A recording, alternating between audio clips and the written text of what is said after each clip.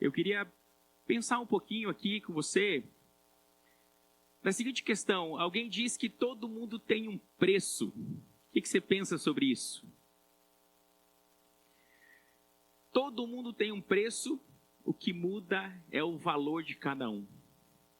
Você já se percebeu em alguma situação de perseguição ou de ameaça de alguém ou de um sistema, de uma empresa, de uma instituição, na qual você se percebeu muito pequeno, impotente, em contraste com as ameaças que se faziam tão grandes, e você se encolheu e falou assim: não posso fazer nada. Já passou por isso? Nesses momentos, já aconteceu alguma vez com você que mesmo sendo crente, mesmo tendo uma fé consistente, madura, você de repente duvidou do amor de Deus? Já aconteceu isso? Ou até mesmo se Deus o ama, talvez Ele não possa interferir, aí nós duvidamos do poder. Algumas vezes nós duvidamos do interesse. Quando a gente olha um relato lá no Evangelho de Marcos, capítulo 4, versículos 35 a 41, começa uma tempestade no barco em que os discípulos estão, e o texto diz que Jesus dormia na popa, e eles, depois de perceberem que todas as suas forças e habilidades e conhecimento, uma vez que a metade dos 12 discípulos era de pescadores, então eles conheciam até mais do que o próprio Jesus dos desafios de uma tempestade no mar. E depois de perceberem que não podiam fazer mais nada, inclusive diz o texto que o barco começara a se encher de água, eles vão a Jesus, mas eles não pedem socorro, eles não creem que Jesus pode fazer algo a respeito. A pergunta deles é: você não se importa que a gente morra? Não te importa que pereçamos? E é muito lindo aquele texto, porque tem tudo a ver com esse texto que nós vamos ler hoje, porque, em primeiro lugar, Jesus, na tempestade do lago, ele acalma a tempestade externa, porque ele diz à natureza assim: para. E diz o texto que as ondas ficam tranquilas e os ventos cessam. Mas esse que tem controle da tempestade externa, também tem controle das tempestades internas do nosso coração, porque ele olha para os seus amigos e diz assim: por que vocês são tão tímidos e de pequena fé? Para muita gente que tem um conceito de fé, onde fé é acreditar até que Deus reaja às minhas orações, ou aos meus sacrifícios. Tem muita gente que acha que fé é acreditar tanto que eu vou ser promovido, que eu vou conseguir me casar, que eu vou ter um filho, até que Deus olha para mim e diz assim: agora sim. Tinha um nível assim, eu estava olhando para o seu nível, eu precisava que você tivesse uma fé 10, e quando chegava em 9, você já fazia igual o Pedro, olhava para as ondas e começava a afundar. Agora você chegou em 10, então eu vou fazer um milagre. Para muita gente, fé é a capacidade que eu tenho de acreditar que Deus pode e vai fazer o que eu quero ou o que eu entendo que preciso. Mas isso não é fé. E tanto a tempestade do lago quanto essa passagem vão mostrar para nós que uma fé corajosa exige uma série de respostas de quem entendeu que não tem o controle da situação, mas que tem acesso ao que sempre tem controle em todas as situações. Vou falar novamente. Fé, de acordo com as Escrituras, é a postura de quem dá a resposta tanto às ameaças vorazes de um mundo que se mostra muitas vezes tão forte, mas que precisa tomar remédio para dormir. Ou, às vezes, as ameaças não vêm de torturas, mas vêm de ameaças. Às vezes, as tentações vêm de coisas boas. Por exemplo, não sei se você já assistiu aquele filme O Diabo Veste Prada. Tem o 1 de 20 anos atrás e tem o 2 agora que está nos cinemas. E aí, para a gente poder ver o 2, a gente revisitou essa semana o 1. E é muito interessante porque, vou dar um spoiler aí do 1, do 2 eu não vou falar nada, que a grande cena do filme está lá no final, quando uma conversa lá entre a Miranda e a Andy, que era uma possível sucessora, ela olha para todo aquele vazio de uma vida da moda de Nova York e ela diz assim, mas não vale o custo, uma vez que a Miranda já tinha perdido seu terceiro casamento. E a Miranda diz assim, não seja boba, todos dariam tudo para estar no nosso lugar. Ou seja, todo mundo tem um preço, você também. Então leia comigo o texto e perceba, se você tem um preço, qual é talvez o seu preço? O texto diz assim, a partir do versículo 1. O rei Nabucodonosor fez uma imagem de ouro, Daniel capítulo 3, versículo 1. O rei Nabucodonosor fez uma imagem de ouro que tinha 60 côvados de altura e 6 de largura, mais ou menos 30 metros de altura por 3 de largura. Levantou-a no campo de Dura, na província da Babilônia. Então o rei Nabucodonosor mandou ajuntar os sátrapas, prefeitos, governadores, juízes, tesoureiros, magistrados, conselheiros e todos os oficiais das províncias, só o alto escalão lá do seu governo, para que viessem. Perceba, ele organiza uma cerimônia para que viessem à consagração da imagem que o rei Nabucodonosor tinha feito. Então se ajuntaram todos esses líderes, a consagração da imagem que o rei Nabucodonosor tinha levantado, e estavam em pé diante da imagem que Nabucodonosor tinha levantado. Nisto, o arauto apregoava em alta voz: ordena-se a vós outros, ó povos, nações e homens de todas as línguas, no momento em que ouvirdes o som da orquestra, trombeta, pífaro, harpa, cítara, saltério, gaita de foles e toda sorte de músicas, vos prostrareis e adorareis a imagem de ouro que o rei Nabucodonosor tinha levantado. E ainda tem uma ameaça, tem uma ordem e tem uma ameaça, versículo 6. Qualquer que se não prostrar e não adorar, será no mesmo instante lançado na fornalha de fogo ardente. Portanto, quando todos os povos ouviram o som de toda aquela orquestra, se prostraram os povos, nações e homens de todas as línguas, e adoraram a imagem de ouro que o rei Nabucodonosor tinha levantado. Ora, no mesmo instante se chegaram alguns homens caldeus e acusaram os judeus. Disseram ao rei Nabucodonosor: ó rei, vive eternamente.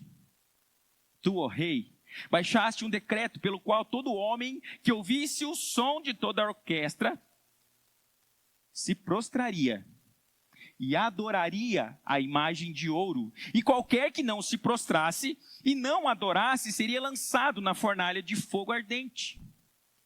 Há uns homens judeus que você, rei, constituíste sobre os negócios da província da Babilônia. Isso está registrado lá no capítulo 1. Esses homens são Sadraque, Mesaque e Abdinego. Estes homens, ó rei, não fizeram caso de ti. Eles não estão nem aí para o seu decreto. A teus deuses não servem, aos deuses da Babilônia, nem adoram a imagem de ouro que levantaste. Então, Nabucodonosor, irado e furioso, mandou chamar Sadraque, Mesaque e Abdinego, e trouxeram a estes homens perante o rei. Falou Nabucodonosor e lhes disse: é verdade, ó Sadraque, Mesaque e Abdinego, que vós não servis a meus deuses, nem adorais a imagem de ouro que levantei? Agora, pois, estáis dispostos, e quando ouvirdes o som da orquestra, prostrai-vos. Vou dar uma chance para vocês. E adorai a imagem que fiz. Porém, se não a adorardes, sereis no mesmo instante lançados na fornalha de fogo ardente. Olha a provocação aqui, final do versículo 15. E quem é o Deus que vos poderá livrar das minhas mãos? Responderam Sadraque, Mesaque e Abidnego ao rei: Ó Nabucodonosor, quanto a isto, não necessitamos de te responder. Se o nosso Deus a quem servimos quer nos livrar, se Ele quiser, Ele nos livrará da fornalha de fogo ardente das tuas mãos, ó rei. Se não, ainda que não nos livre, fique sabendo, ó rei, que não serviremos a teus deuses, nem adoraremos a imagem de ouro que levantastes. Vamos orar? Senhor nosso Deus, nós entendemos pela sua palavra e por muitos registros históricos do passado, que muito provavelmente esse homem, chamado Nabucodonosor, era o político mais poderoso, mais influente, talvez até mais carrasco do seu tempo. Mas quando olhamos para a história,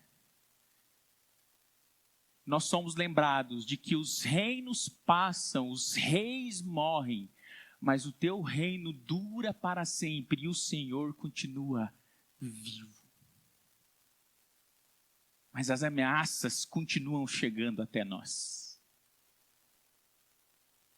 Às vezes, Senhor, não é algo tão palpável. Às vezes é algo mais sutil. De qualquer forma, nós queremos ouvir o Senhor. E pedir que o Senhor nos ensine nessa noite a ter uma fé assim. Uma fé que não exige nada de ti, que não te constrange, que sabe que o Senhor não deve nada para nós, nem explicação do que está fazendo. E que está disposta a enfrentar tudo e todos com a convicção de que o Senhor está no controle de cada passo da minha vida. Eu creio que há pessoas aqui, Senhor, que precisam muito dessa mensagem. Que eu possa ser um servo que comunica com fidelidade, com clareza, mas também ouve e responde a tudo que o Senhor quer comunicar para a sua noiva. Oramos em nome de Jesus. Amém. Nós vamos pensar hoje sobre o tema respostas de uma fé corajosa diante das ameaças das fornalhas do mundo. Mas basicamente, como eu falei no início, a gente vai se concentrar aqui nos versículos 16 a 18, que é a resposta que esses meninos dão. A pergunta que Nabucodonosor faz: é verdade que vocês, sabendo do decreto, ouvindo os instrumentos, sabendo das consequências, é verdade que vocês não se curvaram? E eles dizem: é verdade. O importante é a gente olhar para uma história como essa e pensar que em nossos dias, muita gente, como nós vimos hoje de manhã e como nós vimos nos vídeos aqui sobre as perseguições ao redor do mundo, em especial na Síria e no Iêmen, existem sim muitas ameaças por causa do amor a Cristo.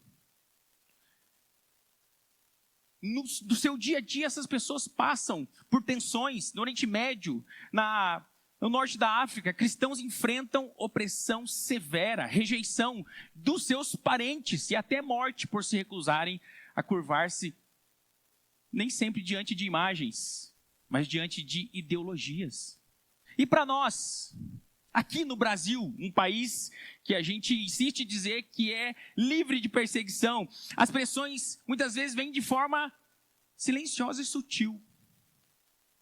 Esse texto aqui vai falar para nós que o grande rei, que é chamado no capítulo 2 por Daniel de Rei dos Reis, Nabucodonosor II, ele era governador supremo do Império Babilônico, e isso aconteceu por 43 anos. Ele era um estrategista militar, conquistador, temido no mundo antigo. Quando a gente vai lá a Jeremias 29, versículo 22, a gente vê 2 reis de Israel que já tinham experimentado a fornalha. Um deles, inclusive, foi Acabe. Experimentaram a fornalha desse mesmo rei aqui. Mas o livro de Daniel revela para nós um personagem muito maior do que Nabucodonosor. O próprio Deus em sua soberania. O que a gente enxerga aqui é um sistema de medo. A fornalha não é só um instrumento para matar as pessoas.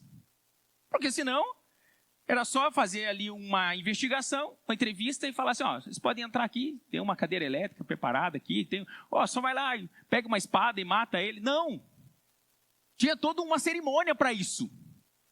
A fornalha, ela é um instrumento de controle, porque com ela o rei, ele queria gerar naqueles que olhavam para essa cerimônia um medo que gerasse uma submissão absoluta.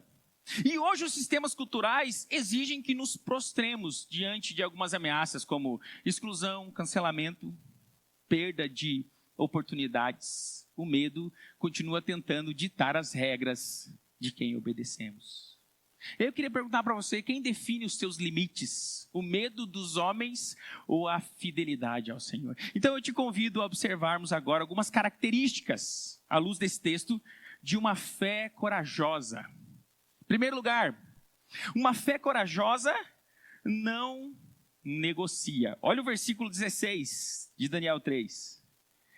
Responderam Sadraque, Mesaque e Abidnego ao rei: ó Nabucodonosor, quanto a isto, não necessitamos te responder. Quanto a isto o quê? Quanto à provocação que ele acabava de fazer. Ele disse assim, eu dou uma chance para vocês, os instrumentos serão tocados novamente, vocês se curvam e a gente esquece essa história. Que eu sou um cara, afinal de contas, eu sou um cara bonzinho. Mas se vocês não se curvarem, eu vou mandar vocês para... Eu estou falando sério, moçada. Eu sei que vocês trabalham para o meu governo, tem informações de que vocês são bons funcionários, mas ninguém é insubstituível. Então, o que está em jogo? O ego desse homem. Assim como lá no livro de Esther, capítulo 1, diz que quando a rainha Vasti não se submete, a conversa dos líderes é assim, se nós não tomarmos uma decisão aqui, e não emitirmos um decreto aí dizendo que daqui para frente, olha que interessante, daqui para frente, todo marido terá que ser líder na sua casa, vai ter um problema. Porque a rainha te provocou aí, agora todo mundo vai falar, se o rei é frouxo, nenhum de nós vai mais conseguir liderar a sua casa. Essa é a ideia da fornalha. Vamos assustar. Então, Nabucodonosor aqui, ele não está mais fazendo uma provocação aos 3, mas ao Deus deles. Ele diz assim, eu vou jogar vocês na fornalha. E eu quero ver quem é o Deus que pode comigo. Por quê? Porque o que tudo indica, essa estátua não era de um dos seus deuses, mas era dele mesmo. O detalhe é que Sadraque, Mesaque e Abidnego, eles têm sim submissão a ele como uma autoridade política, como um patrão. Só que essa submissão não é cega, ela tem um limite. O que Nabucodonosor exige é mais do que respeito. Tempo atrás um jovem perguntou para mim assim, pastor, o que você acha sobre pagarmos os impostos? Eu falei, seja um pouquinho mais claro. Tem que pagar ou não? Eu falei, não estou entendendo a tua pergunta. Não, é que a gente sabe tanta bandidagem, tanto erro, tal, mas tem que pagar ou não? Eu falei, claro que tem que pagar. Mas, está escancarado o que eles fazem com o nosso dinheiro. Eu falei assim, pois é, mas o pecado deles não justifica o nosso. A gente tem que buscar aí os meios legais para mudar essa situação, inclusive o voto, que muitas vezes a gente despreza. Mas O que a gente vê aqui é que o que esse rei está exigindo é mais do que um respeito por sua posição política, mas é a adoração. A Babilônia, perceba, não exige exclusividade. A Babilônia, ela aceita ser a amante, só que Deus não. Ele diz assim: vocês podem continuar adorando o Deus de vocês, afinal de contas, no capítulo 2 é relatado como esse Nabucodonosor viu o poder desse Deus dando a revelação a Daniel sobre um sonho e como isso impressionou o rei. Só que agora ele está dizendo assim: eu sei que esse Deus a quem vocês servem é mais um Deus dentre tantos, e ele é muito legal sim, mas é só... Ele não está dizendo assim, ó, deixem de ir para a igreja de vocês, ele está dizendo assim, ó, continue indo para a igreja, mas também se prostrem a mim. E a submissão deles é exemplar, porque esses jovens respeitavam sim o governo civil e serviam honestamente, pagavam seus impostos, mas eles traçam aqui no texto uma linha clara, onde a glória de Deus estava em jogo. E eles fazem uma decisão silenciosa. E é isso que chama a atenção.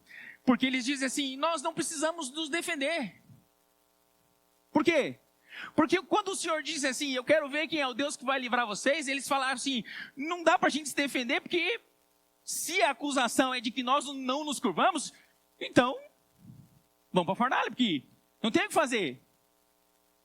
Eu trabalhei numa equipe de automação uns 25 anos atrás, mais ou menos, e eu lembro que tinha uma psicóloga na equipe, em que ela dizia assim: eu sou muito crente, e por isso eu não faço maracutaia no imposto de renda. Mas eu digo para o meu contador: quero restituir tanto. Falei, é interessante, né? Não precisamos nos defender. Por quê? Porque eles têm princípios inegociáveis. Eles reconhecem que não tem para quem apelar. Se o problema se a demanda que você tem é contra um juiz em primeira instância, você apela a uma instância maior. Só que se o teu problema é contra a maior instância do nosso país, aí eu não quero entrar nessas questões. Mas a questão é que eles estão deixando claro que a nossa obediência ao Criador não admite flexibilização. Não dá para negociar. Eles poderiam talvez dizer assim, ó: então, rei, nós vamos fazer o seguinte, a gente vai se curvar para acalmar aí os ânimos da população, mas no nosso coração a gente não vai se curvar, beleza? O rei ia falar: tá certo. O problema comigo é o externo. O problema é que quando todo mundo se abaixou, deu para ver bem que você estava de pé. Aí, se eu não fizer nada, o pessoal vai perder o respeito. Não vão querer me adorar mais. Então, uma fé corajosa é uma fé que não negocia, que não se defende. Por quê? Porque sabe que não tem força para isso. Não tem ninguém para apelar. Por quê? Porque eu não consigo fazer nada a respeito. Mas, em segundo lugar, o texto vai mostrar para nós que uma fé corajosa é uma fé baseada no caráter de Deus. Olhe para o versículo 17, por favor. Se o nosso Deus, a quem servimos, quer livrar-nos, Ele nos livrará da fornalha de fogo ardente e das tuas mãos, ó Rei. Essa é uma fé que lida com identidade, o Deus a quem nós servimos. Perceba, eles não estão dizendo assim: eu determino, eu declaro, depois que eu fizer aqui a minha mandinga, aqui, gospel, depois que eu fizer as orações, tantas e tantas vezes, repetir algumas rezas, depois que eu pegar a fronha do pastor ungido, depois que eu fizer, que eu tomar a água que alguém orou, ou a terra que veio de Jerusalém, não, eles falam assim: não tem o que fazer, nós servimos a um Deus. Nós somos seus servos. Uma coisa linda que a gente enxerga nas 13 cartas de Paulo no Novo Testamento é que ele sempre começa dizendo: Paulo, apóstolo, servo de Cristo. Eles estão dizendo: a gente serve esse Deus. Não é Ele que nos serve. Mas eles também sabem não só a sua identidade diante de Deus, mas eles sabem também sobre o poder desse Deus. Porque eles dizem assim, se ele quiser, ele é capaz. Sabe uma coisa que me chama a atenção? De pessoas que começam a lutar contra uma iminente despedida de parentes muito próximos. Então é assim, os médicos começam a parecer cada vez mais desafiador. E esses irmãos nos procuram e dizem assim, a coisa está mais difícil, E a gente como pastor diz, mas vamos continuar crendo, vamos continuar orando, Deus pode fazer algo. Até que volta e meia alguém chega para nós e fala assim, pastor, eu agora queria saber se Deus me autoriza a orar para que Deus leve de uma vez. E sempre que eu sou questionado sobre isso, eu pergunto, mas por que você quer fazer essa oração? Pastor, eu não quero mais ver essa pessoa sofrer. Mas ela está em coma, está induzido, não está sofrendo nada. E no final das contas, o que muitas vezes a pessoa não tem coragem de dizer é, eu não quero mais sofrer. Eu não quero mais ter que mudar a minha rotina para passar no hospital. Eu não quero mais viver o trauma de vir aqui esperando uma expectativa e o médico dizer de novo, nada. Mas sabe o que eu penso sobre isso? Enquanto há fôlego, diz as Escrituras, há esperança. Quem chega do seu limite e diz aqui, agora eu vou orar para morrer, não entendeu que se tem um fôlego, Deus pode transformar em um instante, trazer a vida, inclusive depois que morre. A Bíblia deixa isso muito claro. Mas, além da identidade de servos que eles sabem que têm, do poder de um Deus que eles estão dizendo, ele é maior do que o Senhor, embora as suas ameaças são mais visíveis, esse Deus a quem nós não vemos é muito maior do que o Senhor. Sabe o que Deus está trazendo ao nosso coração hoje? A luta não é entre nós e os que nos ameaçam, a luta é em quem nós cremos. É Ele que luta as nossas lutas. Mas eles também fazem uma declaração de fé. Eles dizem assim, se Ele quiser. Essa semana eu estava visitando uma família. E aí apareceu alguém lá, que não é da igreja. Disse algo mais ou menos assim. Eu tenho uma enfermidade. E eu tenho certeza que Deus vai curar. Falei, então você tem mais fé que eu. A fé é equivocada. Porque eu não consigo ter certeza que Deus vai te curar. Mas agora, se você quiser, eu posso orar por você. Então, por favor, faça oração. E eu intercedi que Deus curasse aquela pessoa. Mas eu fui bem claro em dizer ao Senhor que seja feita a sua vontade. Tem gente que acha que esse tipo de oração é muito xoxa. Não, ficar assim a tua vontade. Mas não foi o que Jesus fez. Primeiro ele ensinou na oração do Pai Nosso. Quando vocês forem orar, orem entendendo que Deus é Pai. Orem em primeiro lugar pelo seu reino. Orem por suas necessidades também diárias. O pão é de cada dia, é nosso pão. Mas digam, seja feita a sua vontade no céu, na terra como é feita no céu. E aí no Getsemane não foi exatamente o que ele fez? Ele não abriu o coração suando gotas de sangue? Ele não disse, se possível, passa de mim esse cálice 3 vezes, mas ele complementou dizendo, seja feita a tua vontade. Uma fé corajosa entende que a vontade do Senhor é perfeita, é boa e agradável, ainda que eu não esteja entendendo nada. Quem tem filhos aqui sabe como é. Quantas e quantas vezes nossos filhos estão fazendo birra? O que aconteceu com você no mercado? Está lá no mercado e o teu filho está fazendo birra porque quer um doce e você fala assim, não, eu não vou levar um doce para você. E aí a tua criança se joga no chão, e daí aparece ali algum funcionário e fala assim, não, eu dou para ele, ou o dono do mercado, alguma coisa assim, não, fique tranquilo, e você fica, não, eu quero ensinar meu filho, não é assim que funciona. E a criança começa a fazer birra, é a mesma coisa, a gente com Deus, a mesma coisa. A gente acha que orar é fazer birra. Eu vou ficar insistindo, né? Vai que Deus programou lá, colocou uma programação de automação lá no céu, dizendo assim, quando ele orar, a 237ª vez, aí não tem jeito, aí eu abro a janela do céu. Não é assim que funciona, gente. E esse texto mostra para nós, eles são claros de dizer, se ele quiser, ele pode fazer. Mas ele não falou nada para nós sobre isso. Portas Abertas trouxe um dado para nós, não sei se você percebeu no vídeo, mas que existe um custo global da fé. Só no ano passado, 2025, 4.849 pessoas foram martirizadas pela fé. É a fidelidade sob extrema pressão. Esses dados mostram o alto preço dos nossos irmãos ao redor do mundo por simplesmente se recusarem a negar o Senhor Jesus. Quando a gente olha para esses números, a gente é desafiado a orar mais intensamente e a valorizar a liberdade espiritual que nós temos hoje para adorar e pregar. Mas em último lugar, uma fé corajosa está disposta à obediência a qualquer custo. Eles dizem assim no versículo 17: se o nosso Deus a quem servimos quer livrar-nos, Ele nos livrará da fornalha de fogo ardente das tuas mãos, ó rei. Versículo 18. Se não, fica sabendo, ó rei, que não serviremos a teus deuses, nem adoraremos a imagem de ouro que levantaste. Mas se Ele não nos livrar, porque a gente não sabe o que Ele vai fazer, nós já estamos fechados aqui, nós três, a gente não vai se curvar. A fé madura não depende dos resultados favoráveis ou barganhas com Deus. Eles adoravam a Deus não pelo que Deus podia fazer, mas porque Ele é.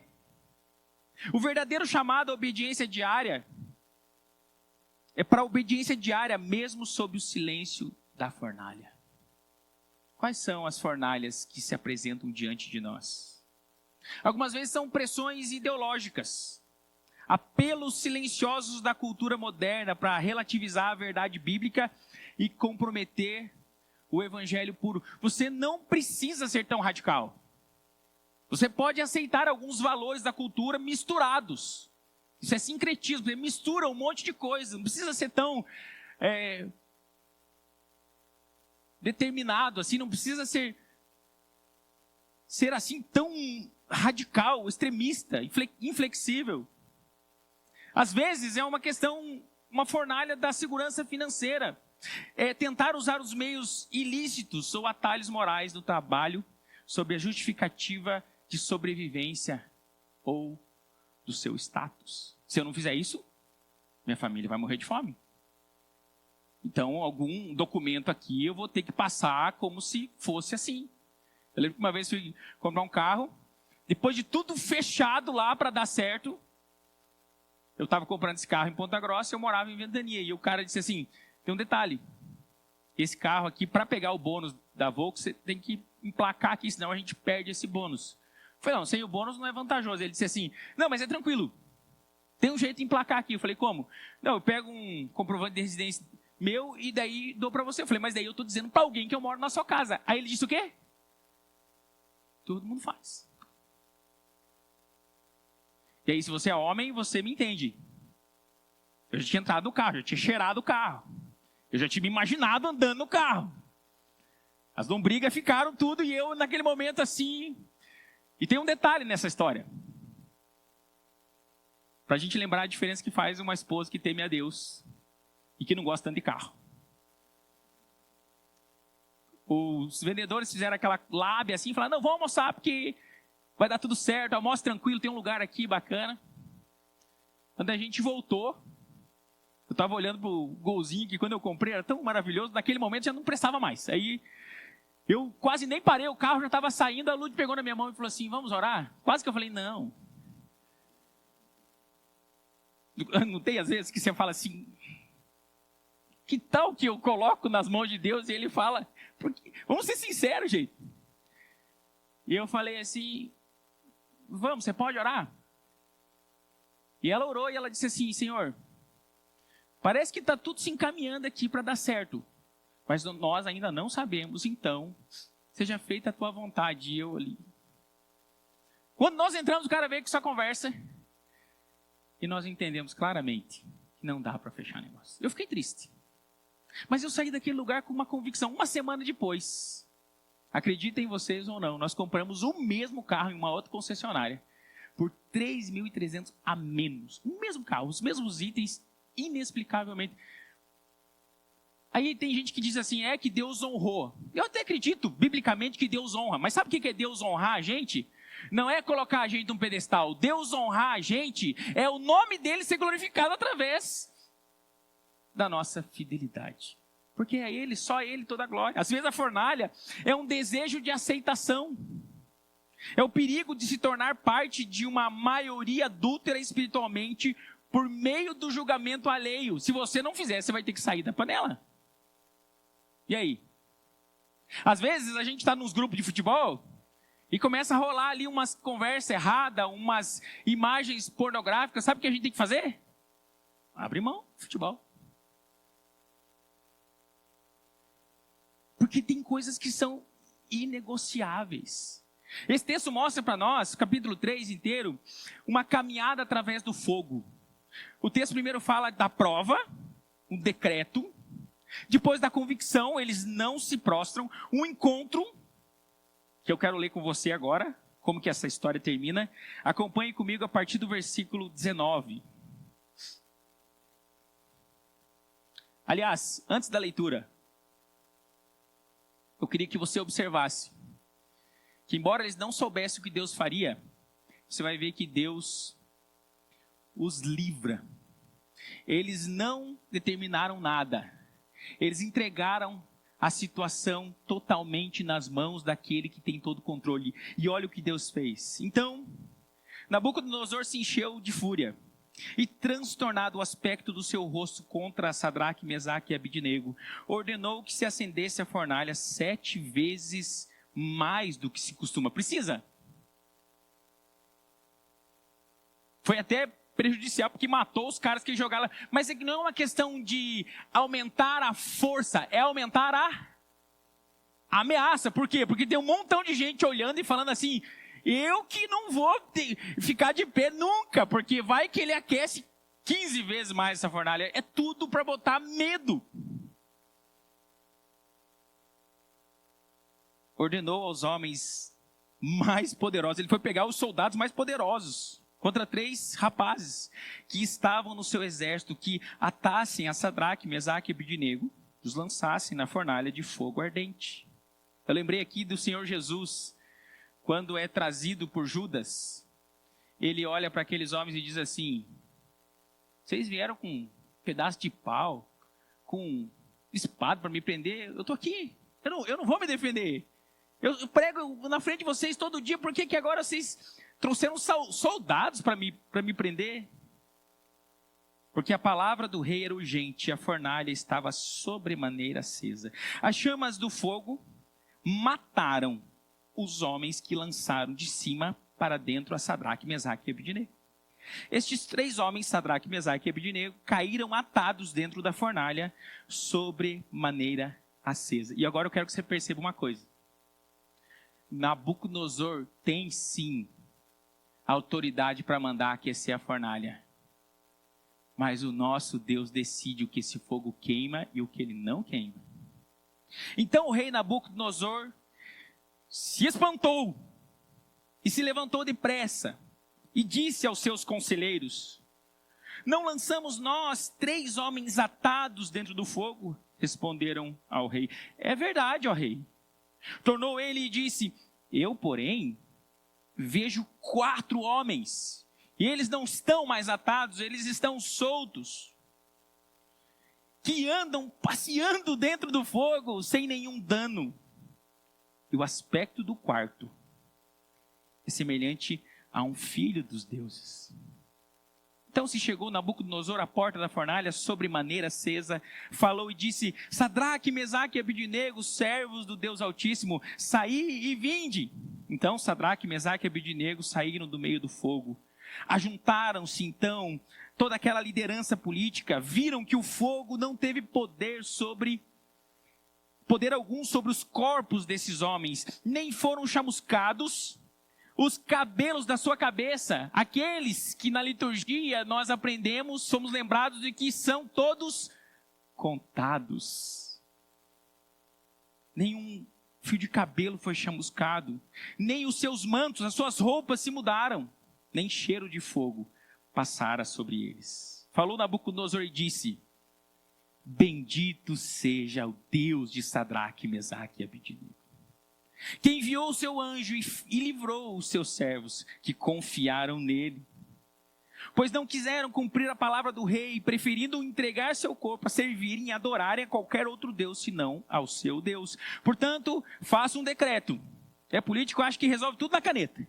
Pelo qual todo povo, nação e língua que disser blasfêmia contra o Deus de Sadraque, Mesaque e Abednego, seja despedaçado e as suas casas feitas em monturo, porque não há outro Deus que possa livrar como este. Então o rei fez prosperar Sadraque, Mesaque e Abednego na província da Babilônia.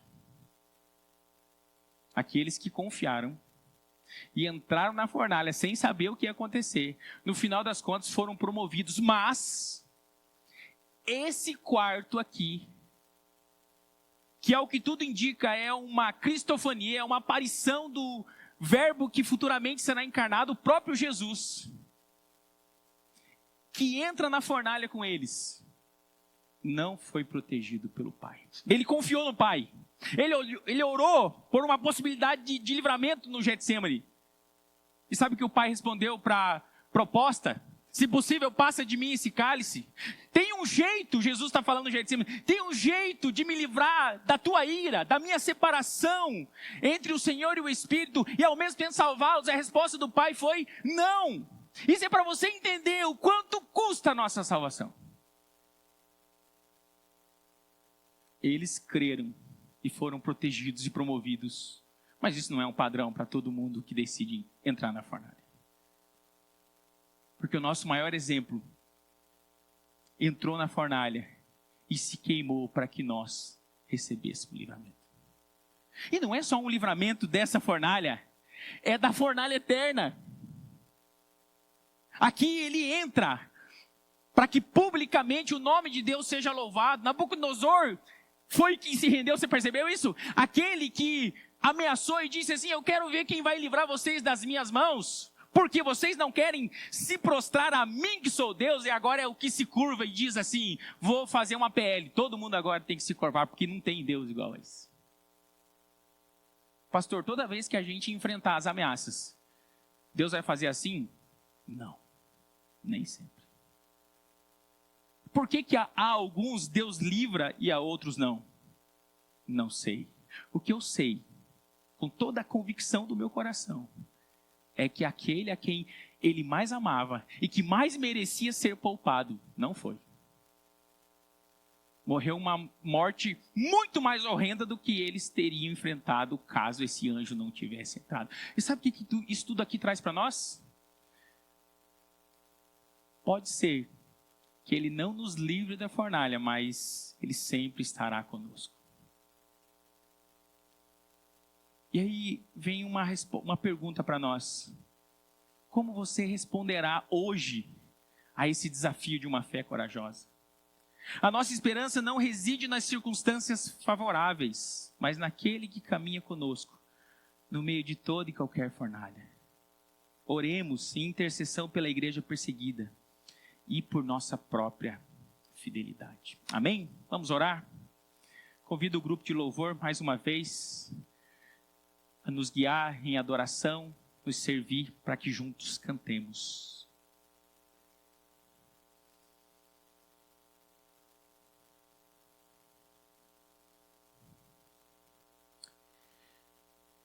Senhor, não há nenhuma dúvida no nosso coração de que esses fatos de mais ou menos 2.500 anos atrás transcorreram exatamente como estão aqui relatados. Para nós, a tua palavra é livre de qualquer erro. Ela não precisa ser atualizada. Ela é muito clara a respeito dos teus atributos. Nabucodonosor era um rei movido por ego. E quando mexeram na ferida, ele ficou furioso. Ele fez de suas ameaças, ele potencializou suas ameaças, aumentando a potência da fornalha e escolhendo os soldados mais fortes contra os 3 rapazes desprotegidos. Senhor, nós não sabemos quando uma nova fornalha vai ser mostrada para nós. Mas nós queremos juntos orar. Nos ajude a não negociarmos a nossa fé. Nos ajude a lembrarmos até o final que o Senhor é capaz de nos livrar. Mas ao mesmo tempo, nos ajude a entregar essa decisão a Ti.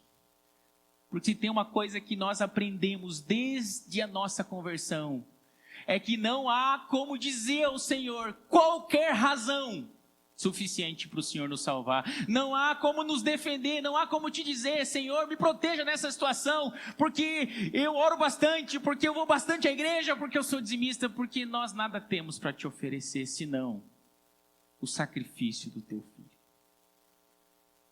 O quarto da fornalha. Aquele que decidiu se queimar para que nós recebêssemos perdão. Oramos e cantamos para a sua glória, em nome de Jesus. Amém.